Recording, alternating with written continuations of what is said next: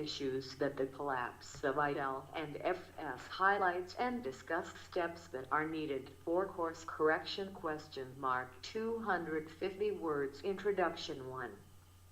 Infrastructure Leasing and Financial Services Limited IL&FS is a public sector undertaking PSU responsible for leasing and funding infrastructure projects in India. 2. It has financed some of the largest infrastructural projects, for e.g. Chennai-Nashri Tunnel, longest road tunnel in India, and is considered as a pioneer in PPP projects. 3. LIC is IL&FS's biggest shareholder. Recent events. 1. Recently GOVT has taken over it, after first seeing its failure to pay off debt payments and plans to bail it out.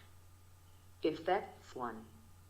There has been surge in volatility in the stock markets to banks, mutual and pension fund managers, insurers and individuals linked with IL&FS are bracing for further losses as money managers have marked down holdings of IL&FS and have halted the inflows into the company. Why IL&FS is considered important. 1.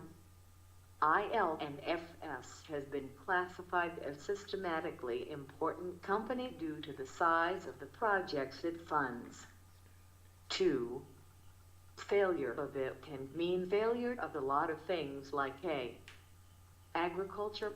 Without infrastructure like roads and modern technology, farmers won't be able to access markets. B. Education. E-technology, which fills in the loopholes of not being able to provide quality education to even the remotest of the places in country, will remain unfulfilled. C. Health. Without proper health infrastructure, problems of disease and malnutrition can't be cured. D. Sanitation. Waste couldn't be segregated and rivers can't be cleaned without funds at hand. Reasons for failure. 1. Surge in interest rates of short-term borrowings. 2. Too many subsidiaries. It has more than 250 subsidiaries. This makes the monitoring audit of the company difficult for any auditing firm or regulator. 3.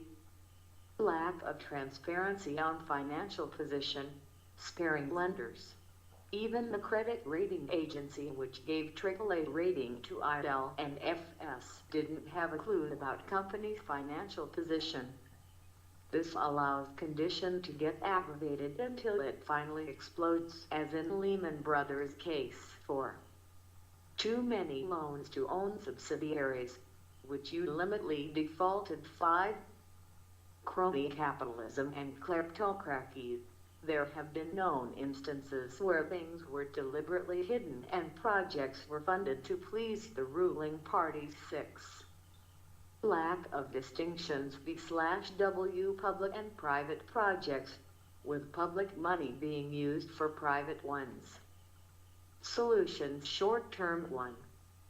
Critics suggest that GOVT should sell the assets of the company, which will be eventually deteriorated, instead of bailing out money of investors.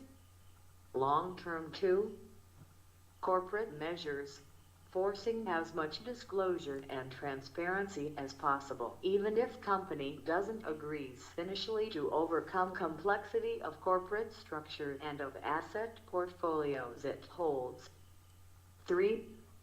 Institutional measures, allowing greater entry and competition for financing India's infrastructural needs. Conclusion. 1. Securing the interest of retail customers of mutual funds and the shareholders before the future of the company should be way forward.